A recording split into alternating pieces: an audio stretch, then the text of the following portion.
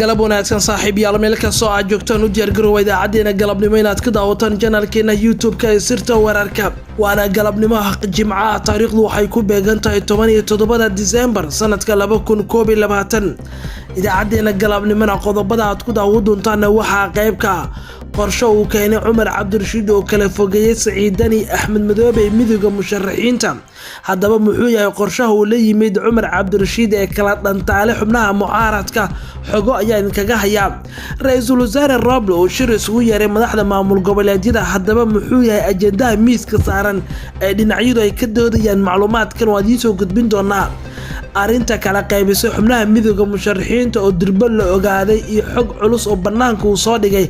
Cumar Cabdirashiid iyo waliba sidoo kale Cabdiraxmaan Cabdishakuur cid sababtu ah in la kala qaybiyo xubnaha midowga musharaxiinta al-shabaabna weerar qasaare sababay dhimasho dhaawac ay ka geysteen gudaha Kenya dhimashada ayaa sii kordhaysa iyo dalxiiso Soomaali ah oo laga helay xanuunka ugu weyn uguna halista badan dunida hadda ay la daaladhacayso farmaajose shirkii Turkiga ayaa u furmay qodobadan kuba kale ayaan ku soo qaadan doonaa idaacadeena galabnimo qayb ka noqo saaxiibada ku xiran channelkeena subscribe noo dhig gambalelkana taabo si ay kugu soo dhacaan macluumaadka warbixinadeena galabnimo soo dhawaada saaxiibayaal aan ku bilaabo warbixinta ugu horeysa qorshe uu keenay Cumar Cabdirashiid ayaa kala dhantaale saaxiibtinimadii Saciidani Axmed Madoobe oo isku dhinaca iyo waliba xubnaha midowga musharaxiinta Saciid Cabdilaahi Dani Axmed Madoobe ayaa hadda u muuqda kuwa si gaar ah u istaagay kana furtay saaxiibadoodii mucaaradka oo markii hore ay ahaayeen kuwa hal doon wada saaran kana soo horjeeday hogaamiyaha muddo-xileedkiisu dhamaaday farmaajo labadan hogaamiye goboleed ayaa waqti badan dheeraad la soo qaatay xubnaha saaxiibadooda mucaaradka kuwaas ay la jireen si weyn kaga soo horjeesteen farmaajo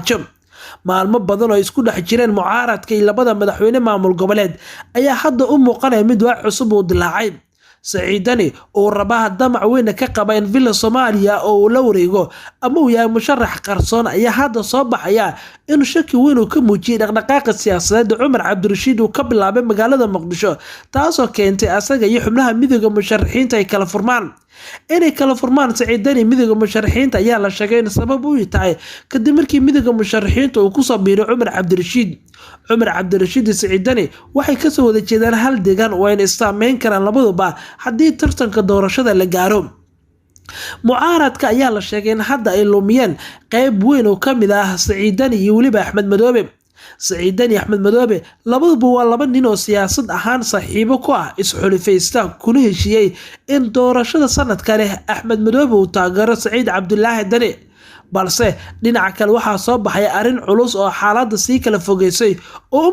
Cumar Cabdirashiid uu la yimid magaalada Muqdisho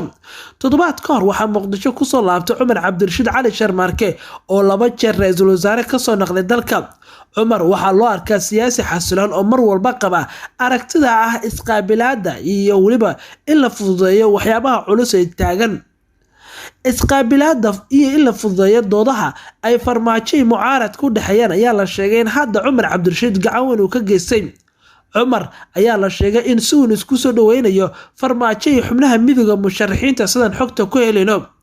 wararka qaar ayaa sheegay in Cumar uu ka shaqeynayo laba qorsho mid waa in la isku soo dhaweeyo farmaajo iyo xubnaha mucaaradka maadaama labaduba aysan hadda talada doorashada gacantooda ugu jirin talada doorashada waxay gacanta ugu jirtaa madaxda maamul goboleedyada oo lagu daray Ra'iisul Wasaare Roble maadaama labaduba yihiin aqoon siyaasadeed oo banaanka ka taagan doorashada aqalka hoose ayaa la sheegay haddii isku soo biiraan la arki karo in xukuumadda meesha laga saaro oo la dhiso dowlad wadaag 2 sano oo dheeraad oo farmaajo la siiyo waa aragtida Cumar Cabdirashiid hadda uu iibinayo Cumar Cabdirashiid iyo waliba Saciid Cabdilaahi Dani waxaa ka dhaxeeya loolan culus taasoo ku saabsan kursiga madaxtinimo Saciidani waa musharax madaxweyne si lamida Cumar Cabdirashiid waa musharax madaxweyne labadubana beesha daarood ay ka soo wada jeedaan Saciidani si uu saaxadda siyaasadda kaga saaro Cumar Cabdirashiid ayaa xitaa kursigiisii aqalka sare uu lumiyay oo siiyay qof kale si Cumar Cabdirashiid daaqado kaga baxo laakiin Cumar oo arintaas dareensan ayaan tagin deegaanada Puntland asagoo si toos ah u soo gaaray magaalada Muqdisho si uu cadaadis xoog leh u saaro saaxiibkiisa Saciid Cabdilaahi Dani midowga musharaxiinta mucaaradka Cumar Cabdirashiid ayaa si degdeg ah isku qaatay waxayna bilaabeen talooyin la xiriira doodaha horyaala iyo arrimaha cakiran ee doorashooyinka kusoo biirida Cumar Cabdirashiid midowga musharaxiinta waxay si weyn u sii kala fogeysay Siciid Dani iyo waliba sidoo kale Axmed Madoobe oo isku dhinacay xubnaha mucaaradka sidoo kale waxaa la sheegay dooda Cumar ee ah in farmaajo mucaaradka isqaabilaan ay tahay aragtida ugu dhow lagana fikiri karo xitaa in 2 sano awood wadaag ah la sameeyo haddii maamul goboleedyadu ay sidaan wax ku sii wadaan iyadoo Axmed Madoobe iyo Siciid Dani ay isxulufaysi gaar ay sameyseen Siciid Cabdilaahi Dani ayaa la yaaban dhaqdhaqaaqa oo Muqdisho ka wada Cumar Cabdirashiid ayaa la kulmay ra'iisul wasaaraha wuxuu sidoo kale la kulmay farmaajo waxyaabuhu dhinaceed kala hadleen wuxuu la wadaagay saaxiibadiisa mucaaradka inkastoo sii joogida filla Soomaaliya ee ku xirnaan karto heshiis dhaxmara mucaaradka iyo farmaajo ayaa haddana haddii heshiiskaas uu dhaco waxay tani la micno tahay geeri siyaasadeed ay ku tahay Axmed Madoobe oo dhibaato xoog leh wajihi kara waqti walba oo farmaajo fillada uu sii joogo in farmaajo uu sii joogo madaxtooyada Soomaaliya oo heshiisna la garo mucaaradka xamar ku sugan waxay geeri cad u tahay Axmed Madoobe oo wajihi kara go'doon dagaal cusub oo maamulkiisa lagu qaada Dani iyo Madoobe hadda mucaaradku waxay ka fikirayeen inay ka furtaan maadaama mucaaradku uu ku biiray Cumar Cabdirashiid waana nin dabacsan siyaasad furfuran xasiloon Siciid Dani ayaa aad u la yaaban walaa xoog leh ka muujinaya dhaqdhaqaaqa Muqdisho ka socda Axmed Madoobe wuxuu diiday in uu sugo cabashada baarlamaanka oo cabashada ay gudbeen xubnaha midowga musharaxiinta asagoo durba soo tufay 14 kursi halka Siciid Dani la sugay inuu iska xalay xiisada Boosaaso kadibna u dhaqaaqo jihada doorashada dhinacyadii shalay ee isku danta ah maanta danta ayaa kala geysay dooda Cumar Cabdirashiid oo la yimid ayaa ah in farmaajo mucaaradku ay ka fikiraan sidii awoodaha u soo ceshan lahaayeen Cumar ayaa tusiyay farmaajo inuu waxba gacanta ugu jirin oo doorashada dhanba ay gacanta ugu jirto maamul goboleedyada xubnaha mucaaradkan wuxuu tusiyay aragtida ah in doorashada dhanba ay gacanta ugu jirto maamul goboleedyada sidaa darteedna farmaajo mucaaradku hadda ay danta qasbayso inay isqaataan oo ay koox noqdaan kooxda labada dhinac ee mashruucan ayaa la sheegay inuu aad u xoogeysay hadda aragtida timid ee dhanka Cumar Cabdirashiid waxay noqon kartaa mid gedmi karta aragtidaas hadii gadantase waxaa la sheegay in halkaas uu ku bixi karo ra'iisul wasaare Roble iyadoo la adeegsanayo baarlamaankii 11aad baarlamaankii 11aad ayaana mar kale fursad heli kara 2 sano in xafiiska ay sii joogaan qaybtii koobaad ee warbixintan ayaan halkan ku sameeynaa anagoo eegi doona qaybta labaad ee warbixintan oo idaacadeena waad ku daawo doontaan maxaa dhici kara haddii Roble la cuno ama xilka laga xayuubiyo idaacadeena ayaan kugu soo gudbin doonaa wararkan kale ee gudbi doonaa ee galabnimo ra'iisul wasaaraha Soomaaliya wuxuu shir degdeg ah isugu yeeray madaxda maamul goboleedyada iyadoo durbaan ogaanay ajendaha miiska saaran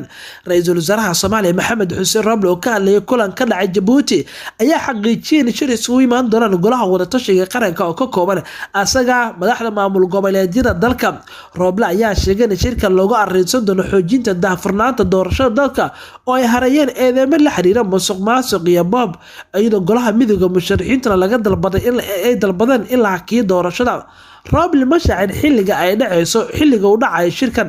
hase yeeshee waxa la rumaysan yahay in ay dhici doonaan toddobaadka soo socda gudihiisa haddii ay wada hadallada ay aqbalaan madaxda maamul goboleedyada wararka qaar ayaa sheegay in shirkan ay diidan yihiin qaar ka mid ah madaxda maamul goboleedyada gaar ahaan Axmed Cabdi Kaariye iyo Cabdicasiis Lafta Gareen oo si adag u diidan in madaxtooyada Soomaaliya kuwan la jiraan cadaadis xoog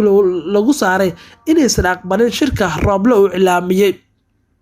dhinaca kale ra'iisul wasaare Roble ayaa iska fogeeyay eedeymo la xiriira inuu asaga uu diidan yahay in doorashada la fududeeyo wuxuu saqiray inay jiraan caqabado waaweyn oo kaga imaanaya madaxweyne Farmaajo madaxda maamul goboleedyada qaarkood iyo midowga musharaxiinta caqabadahaas ayuu sheegay inay sabab u tahay doorashada Soomaaliya in gaabis xoog leh ay gasho waxaa la isweydiinayaa ra'iisul wasaaruhu muxuu la aamusan yahay talow wadamada uu tagay miyaa dhabarka ka soo taabtay wax kale lama aaminsana waxa ay dadka aaminsan yihiin in qadar lacag ay soo siisay laakiin waxaasi waa been waxa jiraan waxay tahay in caqabado waaweyn iga xisan doorashada oo aan kala kulmaya dowlad goboleedyada musharaxiinta mucaaradka iyo xafiiska madaxweyne Farmaajo iyo si cad u yiri ra'iisul wasaare Roble oo khudbadan uu ka jeediyay dalka Djibouti Roble waxa uu sheegay inaysan jirin cid dhabarka ka soo taabatay asaga oo si hufan doorashada u qaban lahaa wuxuu ku baaqay in la wada shaqeeyo oo wada shaqeyn buuxda loo muujiyo kalsooni. Roble ayaa la rumeysay in mowqif ahaan uu isbedelay kuna biiray xindhaabka farmaajo wixii ka dambeeyay safarkii bishii Oktoobar uu ku tagay dalka Qatar, halkaas oo wararku sheegay in Dooxa ay ku amartay inay la shaqeeyaan farmaajo isla markaana lacag balaayiin dollar ah uu soo qaatay ra'iisul wasaare Roble. dad badan ayaa qaba in markaas wixii ka dambeeyay Roble uu isbedelay. qeybaha dambe wararkeena ay soo gaarnay saaxiibayaal, Al-Shabaab ayaa weerar culus ka fulisay gudaha Kenya iyadoo macluumaad cusub oo ka soo baxaya weerarka Al-Shabaab ay ka fuliyeen gudaha Kenya. dhimasho badan ayaa la soo warinayaa in dhaawac ka dhashay weerarka Al-Shabaab ee gudaha Kenya. xarakada Al-Shabaab ayaa sheegatay mas'uuliyadda weerar sababay dhimasho dhaawac oo ka dhashay weerarkaas ay ka fuliyeen gobolka Mandera ee waqooyiga Kenya kaasoo lala beegsaday ciidamada dalkaasi. wararku waxay inta ay ku direen inta u dhaxaysa tuulooyinka Sarmaan iyo Dayman oo hoostaga degmada la yiraahdo Roma ee gobolka Mandera ay Al-Shabaab weerarkan ay ka geysteen sida qoraalka ay ku baahiyeen. waxaa halkaas ka dhacay dagaal xoog leh oo dhaxmaray ciidamada booliiska Kenya ee dagaalyahanada Al-Shabaab. natiijada dagaalka wuxuu noqday in la jibiyay ciidamada Kenya ayna ka cararaan meydadkooda 3 askari ah. sidoo kale waxaa la wareegay saanad hub ayaa lagu yiri qoraal ay baahisay warbaahinta Al-Shabaab. wararku waxa inta ay ku darayaan ama wararku waxa inta ay ku waramayeen diyaaradaha dagaalka Kenya ay fuliyeen duqeymo lala damacsan ama lala beegsaday diyaaradaha ee dagaalka waa duqeymo xoog leh la beegsaday Al-Shabaab. waxaa sidoo kale la sheegay in la beegsado xoolo badan oo Soomaali leedahay oo duqeymo ay ku dhinteen. Al-Shabaab ayaa sidoo kale sheegtay in ciidankooda ay dagaal culus ay ku galeen deegaanka deegaanka hoostaga Mandera gobolka Mandera ee Kenya. kadib Al-Shabaab ayaa la sheegay in ugu badnaan 10 kamid ah mootooyin ay saarnaayeen oo ciidamada Kenya oo rondo ku jiray ay bambooyin la dhaceen. warbaahinta Kenya ayaa xaqiijisay jiritaanka in weeraradan ay dhaceen khasaarana ay soo gaareen. dowladda Kenya ma aysan bixin habka u dhacay weerarkan, laakiin Al-Shabaab ayaa u muuqanaya kuwa kordhiyay weerarada ay ka geysanayaan gudaha Kenya. waagaag saaxiibayaal warbixintan ayaan ku soo koobi doonaa warkeena galabnimo. qodobadan ayaa ugu waaweyn qodobadan wixii soo kordha idaacadeena caawa ayaa naga xasuusina. nabadgelyo saaxiibayaal.